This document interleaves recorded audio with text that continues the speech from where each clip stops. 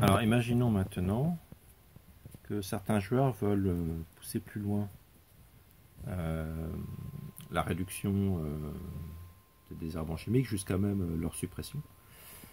Donc là vous avez cette carte utilisée entre le premier et le deuxième tour par l'agriculteur qui s'appelle EcoPhyto. Là on a celle de l'habitant et celle de l'aménageur, donc objectif zéro phyto. Et si vous voulez retourner en fait au verso, donc vous avez pour l'habitant et l'aménageur via la conduite de l'activité en zéro phyto, donc on n'utilise plus du tout de désherbants chimiques, et pour l'agriculteur, la conversion à l'agriculture biologique.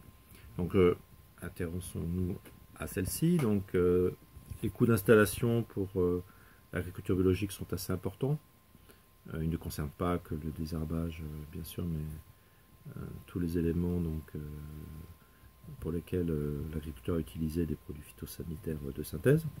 Donc un coût de formation, un coût d'installation qui est assez conséquent. Et si l'agriculteur est le seul de son territoire à vouloir se convertir, eh bien, il doit se former à l'extérieur.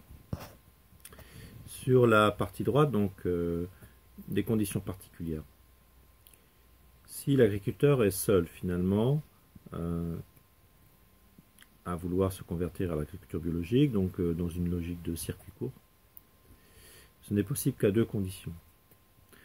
Tout d'abord, le profil de l'agriculteur doit le permettre. Alors, si le profil, en fait, est soit agriculteur disposé à prendre des risques, soit un agriculteur, en fait, qui va attendre que d'autres agriculteurs engagent des changements pour pouvoir, derrière, éventuellement, les suivre. Si vous jouez cette option, il faut que l'agriculteur qui s'engage seul en conversion à l'agriculture biologique soit du profil disposé à prendre des risques, sinon il ne peut pas.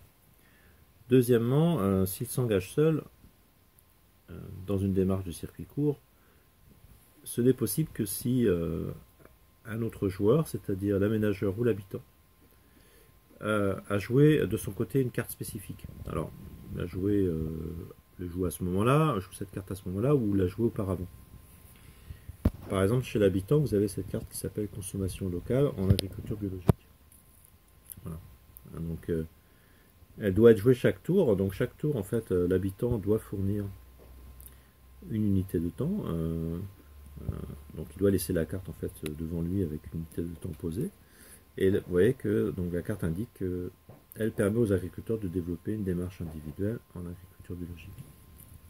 L'aménageur, de son côté, dispose de cette carte donc, qui s'intitule Développer les circuits courts en agriculture biologique.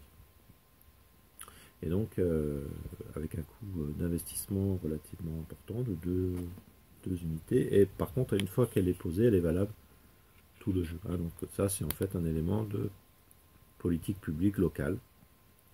Donc ça peut être un aménageur qui met en place un marché pour les producteurs biologiques donc, dans la ville ou les villages.